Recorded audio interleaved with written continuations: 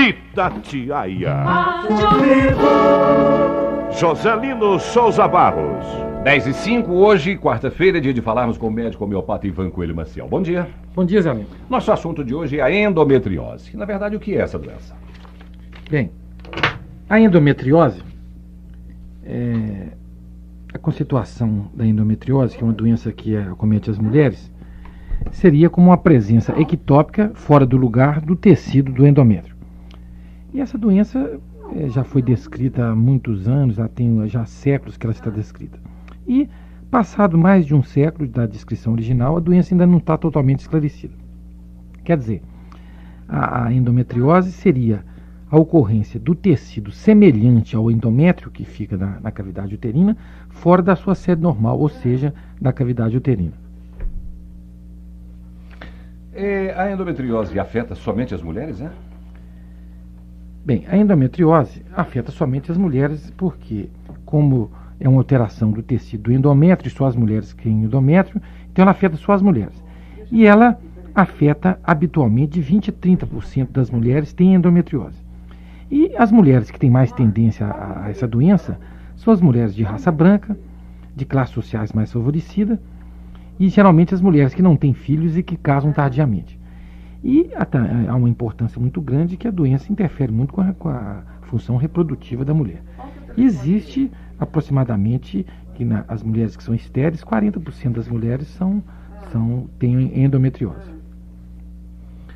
Quais são as causas e o diagnóstico da endometriose? Bem, a endometriose não tem, apesar de se conhecer a doença há séculos, a etiologia dela não está definida. Então, existem várias teorias a respeito. E qual seria as teorias a respeito? Então, existe teoria como a endometriose é a localização do tecido endometrial fora do seu lugar habitual. Quer dizer, então, o tecido endometrial teria que estar no outro lugar. Então, as teorias são várias. Primeiro, a teoria das alterações imunológicas. Depois seria a difusão hematogênica do endométrio, quer dizer, se tem o endométrio difunde pelo sangue ele pode se localizar em qualquer lugar. No rim, no fígado, no baço, no rosto, na barriga, em vários lugares. Existe a propagação linfática também, que daria essa mesma explicação. Existe também a regurgitação transtumbária do sangue menstrual. Mas então as teorias, não existe assim como se diz? Uma concordância a respeito da etiologia, assim, a etiologia mais viável. Agora, o diagnóstico. Como é que se faz o diagnóstico da endometriose? Bem, os ginecologistas que habitualmente lidam com esses casos, que é um caso, geralmente as mulheres são os ginecologistas, às vezes a mulher tem endometriose, 10% dos casos de endometriose a mulher não tem sintoma nenhum. Quer dizer, então o diagnóstico poderia ser sugerido pela história clínica, pelo resultado do exame ginecológico, pela biópsia, pela laparoscopia que abre a barriga e olha por dentro da barriga da mulher, pelo ultrassom também que ajudou muito. Agora, o sintoma clássico descrito pela endometriose, mais comum, é a dor menstrual progressiva e mais tardiamente a dor na pelve. Então a mulher que tem endometriose, ela tem sempre uma dor menstrual progressiva e tem sempre uma dor na região da pelve. E, classicamente, os livros de ginecologia dizem que a dismenorreia, quer dizer, a dor menstrual secundária intensa é sugestiva de endometriose. Mas, agora, quer dizer, e às vezes o paciente, habitualmente as mulheres casam, isso também é muito comum. O diagnóstico da endometriose às vezes é feito de tabela por outras razões completamente diferentes. Às vezes as mulheres estão fazendo tratamento de infertilidade e não sabem que tem endometriose, se descobre que tem endometriose porque a mulher não fica grávida. Então a ultrassonografia abdominal ajuda muito. Hoje ela ajuda muito porque o ultrassom é um exame bem preciso. Agora o diagnóstico de certeza seria a laparoscopia e a retirada do pedacinho da suspeita da endometriose para se fazer o exame anatopatológico e fazer o tratamento. Agora, a endometriose localiza em vários lugares. Ela fica no ovário, na pelve, no trato urinário, no trato genital, no intestino, no rim, na bexiga, em vários lugares. Doutor Ivan, nós estamos falando hoje a respeito da endometriose. Existem maneiras de se prevenir a endometriose? Não tem maneira de se prevenir a endometriose. como a etiologia não se conhece, então não existe maneira de se prevenir a endometriose. Quer dizer, existem essas várias teorias que eu falei aqui, difusão hematogênica, alterações imunológicas. Então existe essas coisas que nós já falamos classicamente, e mais recentemente existe essas alterações das prostaglandinas que estão muito em moda. Então não existe maneira da mulher evitar, falar assim, eu vou prevenir a endometriose, não tem jeito. Quer dizer que a prevenção é difícil. Doutor Ivan, quais são as consequências da endometriose para a mulher? Bem, as consequências, basicamente, o grande problema da endometriose, além dos sintomas dessa dor, do desconforto menstrual, da dor na pelve, é o problema da infertilidade, que está ligada em 40% com a endometriose. Então, há um paralelo assim, muito importante da infertilidade com a endometriose. Então, essa aqui é a grande consequência da mulher, ficar infértil por causa da endometriose. Há algum tempo, a revista Pais e Filhos publicou uma matéria sobre a endometriose, afirmando que ela é a principal causa da esterilidade entre as mulheres. Bem dentro disso aí. Por que é que a endometriose provoca a esterilidade da mulher? Bem, também não está como em medicina essas coisas, como as etiologias não são assim bem clássicas, então não tem assim uma razão clássica por que a endometriose provoca a esterilidade. O que se sabe é que sempre é o problema da esterilidade. A esterilidade tem várias razões, várias maneiras. Tem a esterilidade emocional, tem a esterilidade por problema hormonal, de problema de estrógeno, com progesterona.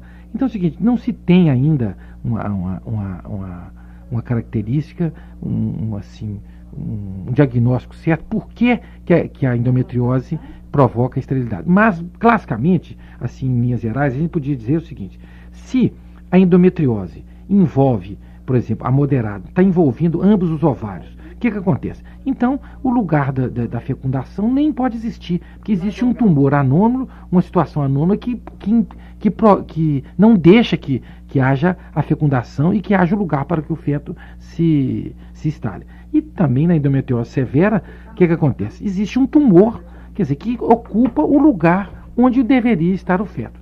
Então, além das outras explicações que eu acabei de falar, alterações imunológicas que levam a mulher à esterilidade. E, como eu disse também, quer dizer, a endometriose, apesar das pessoas acharem que elas só ficam que só dá no ovário, quer dizer, o ovário é o lugar mais importante da endometriose. Mas tem vários lugares. Tem endometriose no intestino, tem endometriose no trato urinário, tem endometriose no umbigo. E é muito comum as mulheres fazerem cesariana quando nasce o menino. E o que acontece? Aquela agulha que está costurando o útero, então essa agulha suja com endométrio, quando o médico vai dar os pontos na barriga, ele transfere uma propagação linfática daquele tecido e faz com que haja uma endometriose pós-cesariana. Quer dizer, então dá os nódulos, e que é também um diagnóstico fácil de fazer, porque é só fazer um ultrassom e fazer a biópsia, e o médico fica sabendo. Mas, na verdade, então, quer dizer, não existe assim, não se sabe por que acontece a infertilidade com a endometriose, qual que seria o primeiro. Falta falar a respeito do tratamento, né? Bem, então, como tudo que é difícil, tudo que não tem etiologia, então, alopaticamente, acredita-se como é que se trata alopaticamente. As mulheres sabem como é que tratam. Então, o tratamento clínico é a base de progesterona, né? E por causa de quê? Então é o seguinte, alguns autores notaram que as mulheres, quando se engravidavam, elas melhoravam os sinais e os sintomas da endometriose. Então, o que acontecia? Então, os médicos passaram a introduzir, os ginecologistas, um regime de falsa gravidez, né? Porque é o seguinte, então a mulher estaria numa falsa gravidez, ela melhoraria a endometriose. Acontece que a endometriose volta quando a falsa gravidez, quer dizer, se a mulher continuar tomando hormônio constantemente, ela vai ficar melhor. Mas então a dismenorreia, que é a dor menstrual, e a dor pélvica melhoram em muitos pacientes. E hoje é muito comum, o tratamento mais comum da endometriose é um remédio alopaticamente chamado dimetrose, que seria a gestrinona.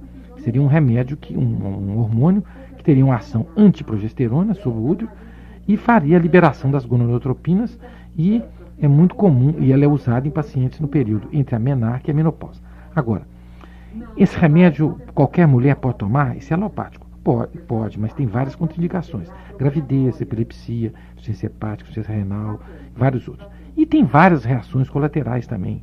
Quer dizer, a mulher ganha peso, ela incha, há sangramentos genitais, aparecem espinhas no rosto, seborreia. Então a voz pode mudar, são efeitos colaterais reversíveis. Bem, e como é que... Então, basicamente, a alopatia trata clinicamente com a dimetrose. Agora, existe também o tratamento cirúrgico. O tratamento cirúrgico da endometriose, ele pode ser conservador ou radical. Quer dizer, quando existe um tumor endometrial muito grande, que está comprimindo ou invasivo, com grandes massas endometriais, que pode ser locais ou em cima de cicatriz, aí, naturalmente, você tem que retirar o tumor, porque há um processo que incomoda perfeitamente o paciente.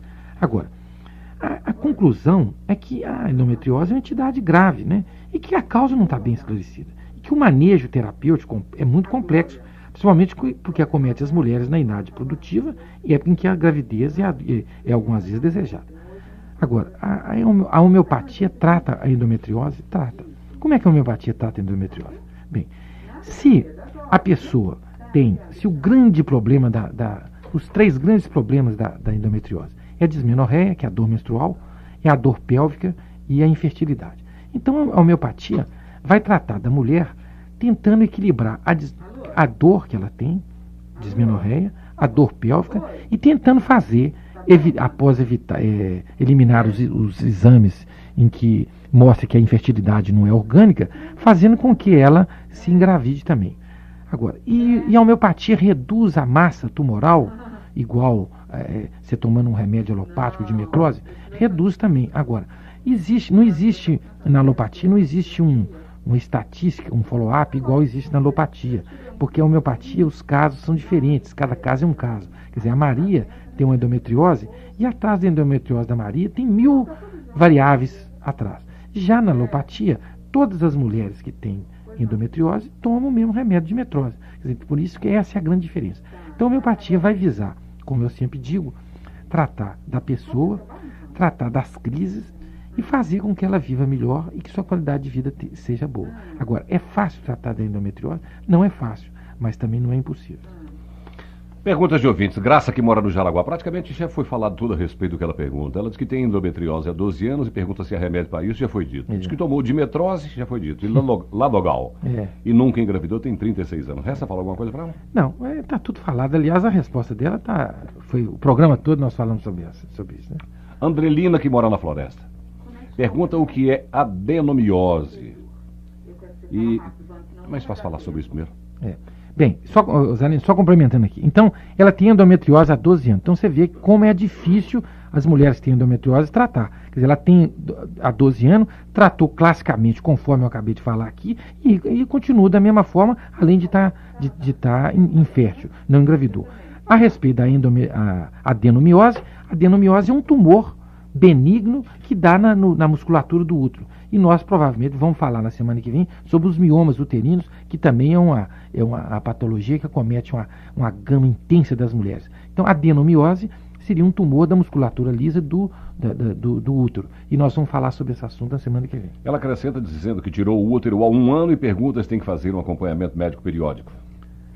Não, se ela já tirou o útero, já tirou o útero, então ela já não tem a adenomiose mais, já eliminou o problema. Quer dizer, o problema é que a grande maioria das mulheres que tiram o útero, existe vários componentes emocionais, componentes psíquicos. Se você não está sentindo nada, não tem que fazer nada, porque você já tirou o útero, já resolveu o problema. Vânia faz a seguinte pergunta: o Tiumucase é remédio homeopático? Não, o Tiumucase não é remédio homeopático. O Tiumucase é um remédio que é usado para celulite e flacidez. Ele é muito usado associado com a gelatina. Ele é usado na dosagem de Tiumucase 12,5 unidades, gelatina 500, que é SP, aí faz um comprimidinho e habitualmente os médicos que lidam com o regime, eles receitam isso. Eu às vezes já receitei esse remédio também, Tiumucase. Existe Tiumucase injetável também, mas a celulite é uma doença, é uma situação que dificilmente sara. Então Tiumucase, as coisas, além de não ser homeopático, que é a sua pergunta, e serve para isso, mas habitualmente não resolve. Dorinha do Santa Amélia pergunta se as gotas florais podem ser tomadas sem acompanhamento médico ou psicológico e onde elas podem ser encontradas. Depois ela pergunta se na homeopatia há remédio para queda de cabelo. Bem, esse problema das gotas florais é um problema controvertido. Eu escutei um psicólogo, né? Psicólogo que teve aqui? Psicólogo. E já li alguma coisa sobre as gotas florais. Então, gotas florais não é homeopatia. O pessoal confunde gotas florais, confunde fitoterapia com homeopatia. Homeopatia é completamente diferente. Bem, agora, você pode tomar sem acompanhamento médico psicológico? Bem, habitualmente, existem alguns médicos homeopatas que fazem tratamento com as gotas florais de Bach. Agora, habitualmente, a gente sabe que as pessoas que fazem o tratamento com floral de Bach não são médicos, são psicólogos ou terapeutas. Então, aí que é o grande problema. Porque a pessoa que vai ao médico... Então é o seguinte, a formação médica, sendo alopata ou acupunturista ou floral de Bach ou homeopata, o indivíduo tem a formação médica, ele sabe até onde vai o limite dele, até onde ele pode ir. Então o homeopata sabe até onde ele vai, onde é que ele manda para a alopatia, o que ele vai fazer. Então esse aqui é o grande problema, é a pessoa tratar, achando às vezes que está fazendo um tratamento médico, alternativo, mas com pessoas que às vezes não têm assim os trâmites legais, né, Zelino, para fazer as coisas. Então esse aqui é o grande problema. Agora, onde é que você encontra floral de Bach? Encontra na farmácia Geminária, eu sei que existe lá na Rua Paraíba 1068, me parece que na farmácia alternativa no Maleta também existe. Na homeopatia tem remédio para queda de cabelo, existe uma centena de remédios. Quer dizer, eu não vou falar aqui pelo rádio, porque tem mais de 20, varia com o tipo de queda de cabelo e com o que causou isso. Joana, que mora no Boa Vista, pede um remédio natural para fazer crescer o cabelo. Ela tem 55 anos e disse que o cabelo cai demais. É isso que foi dito, né? Exatamente. Ela pede um outro remédio para acabar com o piolho, tem? Não. Remédio para acabar com o piolho aí é químico mesmo, né? Tem que ser aquela... Como é que chama aquele? Acarsan, né? Neocide. Tem que ser Neocide mesmo, não tem outro remédio, não. Mesmo para criança, Neocide na cabeça? Pode pôr. Não tem problema que ele não é tóxico. Ana Maria, que mora na Floresta, pede remédio para acabar com o calor na menopausa. Esse remédio nós já falamos aqui. Nós já falamos muito. Na Italina aí, né? É o clonoíno, é o sanguinária e o laquese C30. Clonoíno C30, sanguinária C30 e laquese C30. Um comprimido de manhã e um comprimido de noite de cada. Wanda, que mora no Serrano, com a última pergunta. Está com colesterol alto e o remédio mandou tomar Sedur 400 miligramas, mas ela se sentiu muito mal, não se deu bem com o remédio. Pergunta se há remédio homeopático para colesterol. Não. Na homeopatia não existe remédio contra o colesterol. Até porque a homeopatia não é contra, né? A homeopatia é a favor, é a lei do semelhante. Então, se a pessoa está com colesterol muito alto, ele teria que mudar o hábito alimentar, fazer caminhadas, emagrecer e mudar o hábito de vida, porque não adianta a pessoa tomar um remédio para o colesterol e passa um tempo, ele para de tomar o remédio e volta o colesterol subir. E existe também, você precisa fazer o exame do colesterol, que existe vários tipos de colesterol. Colesterol HDL, colesterol, para você saber qual a fração do colesterol, dividir o colesterol, existe 5 tipos, 1, 2, 3, 4, 5, para saber qual tipo de colesterol que você tem, para saber às vezes se é genético, se não tem jeito. Zelino, tem 2 cartas aqui, pode falar sobre as cartas? Diz que seja rapidinho, né? Que o nosso tempo está bastante... Não, uma carta parece que, eu já respondi para a senhora, dona Zélia, ela está me pedindo aqui o endereço, eu vou responder para ela. Eu estou dando uma satisfação. E a outra é a Andréia Coelho, do Jardim América, que está me pedindo aqui para responder para ela por carta. Então estou só dizendo também que eu vou responder para ela. Tudo bem, então. Até a próxima quarta, né? Obrigado. Um bom dia. Presença do médico homeopata Ivan Coelho Maciel. São 10h24 em Belo Horizonte. Rádio Vivo. Rádio em nome do povo. Rádio Vivo. Itatiaia. Rádio Vivo. Itatiaia. Rádio Vivo. Itatiaia. Joselina. Mau cheiro, transpiração e rachadura dos pés? Use o creme queratolítico. Queratolítico é o único produto que acaba definitivamente com o mau cheiro, transpiração e rachadura dos pés. Queratolítico deixa seus pés macios e cheirosos. É só aplicar uma fina camada após o banho. Queratolítico você encontra em todas as farmácias, supermercados e salões de beleza. Para maiores informações sobre o creme queratolítico, ligue 223-5252. 223-5252.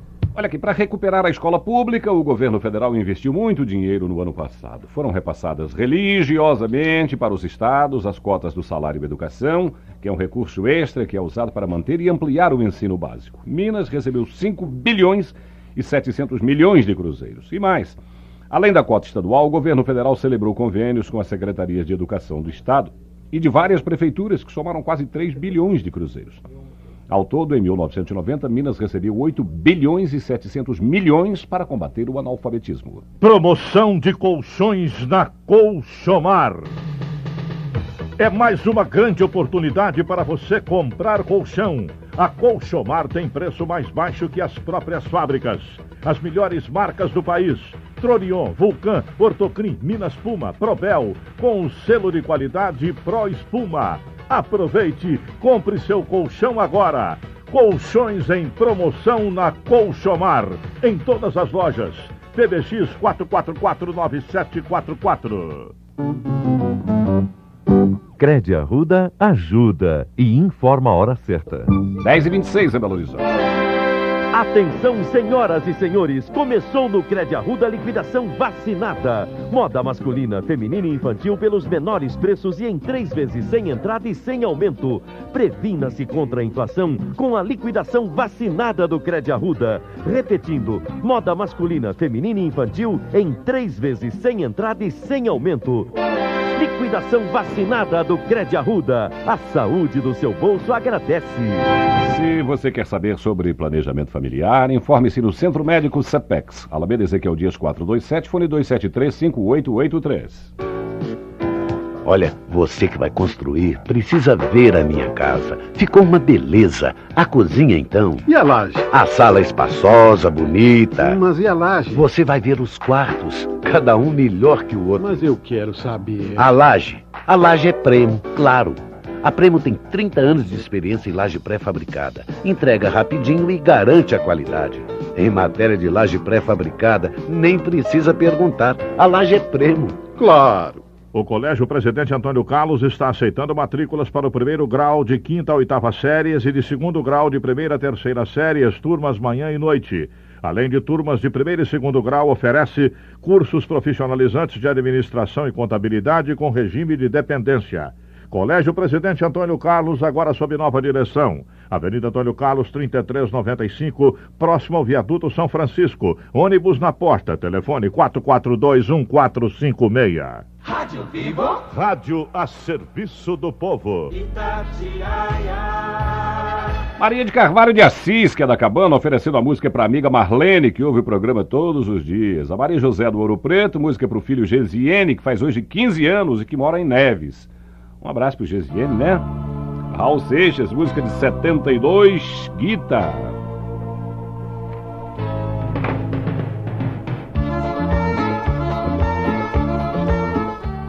Nada disso. Quem falou isso? É aquela que nós conversamos aquela hora e prometendo para depois vão cumprir a promessa. Márcia Ferreira, você ganhou de mim. Vai mesmo, pode ir. Já chega o que eu sofri, sem ter o seu amor. Eu entreguei de corpo e alma, você tirou minha calma, me fazendo sofrer.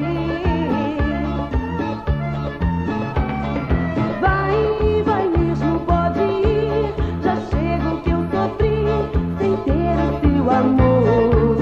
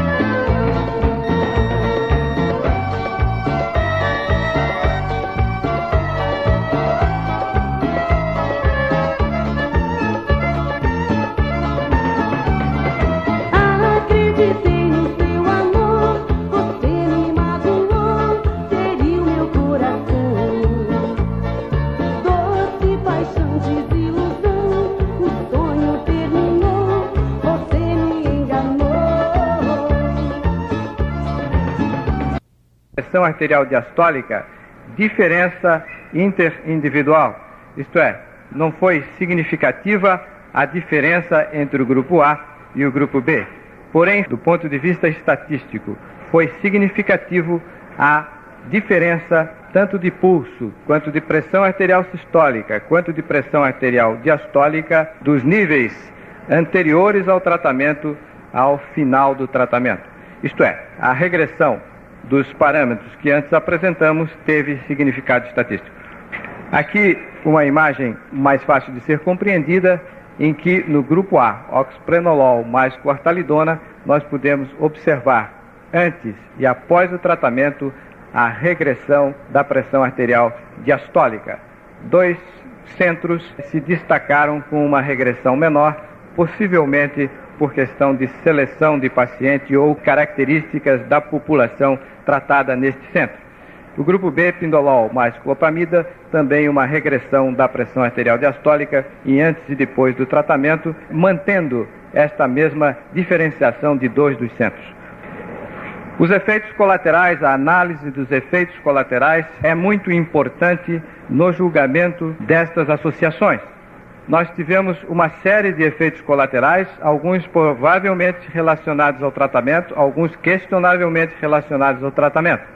Vou enumerá-los rapidamente: tontura, astenia, cefaleia, insônia, náusea, sonolência, ansiedade, vômitos, epigastralgia, fadiga, depressão, dispepsia, parestesia, espirose, inapetência, lombalgia, sensação de peso na cabeça, dor no olho esquerdo, boca amarga, tremores, cãibras, urticária, impotência sexual.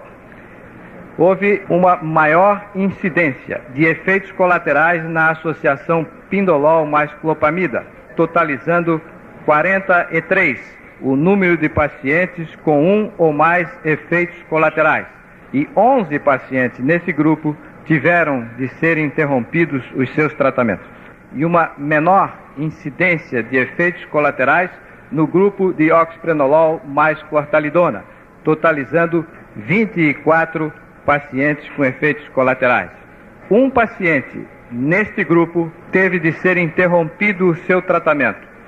Os exames de laboratório antes do tratamento e depois do tratamento naturalmente se situam dentro de limites normais, pois o critério de inclusão foi de hipertensão arterial primária, essencial, sem complicações, como seria de esperar. Esses pacientes não têm alterações nos exames complementares.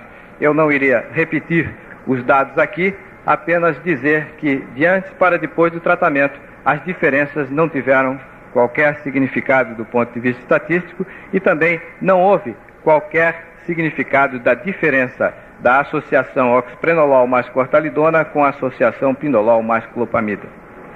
Desta forma, podemos concluir neste estudo que as associações oxprenolol mais clortalidona e pindolol mais clopamida apresentaram um importante efeito antihipertensivo. As variações dos valores de pulso, pressões arteriais sistólica e diastólica não apresentaram diferenças significativas entre os tratamentos. E como segunda conclusão, quanto à frequência e intensidade dos efeitos colaterais, os 2 tratamentos diferiram. Significativamente, a associação oxprenolol mais clortalidona apresentou uma tolerabilidade nitidamente superior. Frequência de efeitos colaterais: oxprenolol mais clortalidona 24%, pindolol mais clopamida 43%. Isso tem esse grau de significância estatística. A proporção de pacientes que interromperam o tratamento por efeitos colaterais: oxprenolol mais clortalidona 1%, pindolol mais clopamida 11%, o que também tem significância estatística. E assim concluímos este programa, que lhe foi proporcionado com o patrocínio exclusivo de Ciba-Geigy e seu produto Trazitensin, oxiprenolol mais clortalidona, a primeira associação mundial de beta-bloqueador e diurético em dose única diária. Este programa foi produzido por Medison, a primeira revista médica falada, uma divisão do Grupo Editorial QBD Limitada, São Paulo.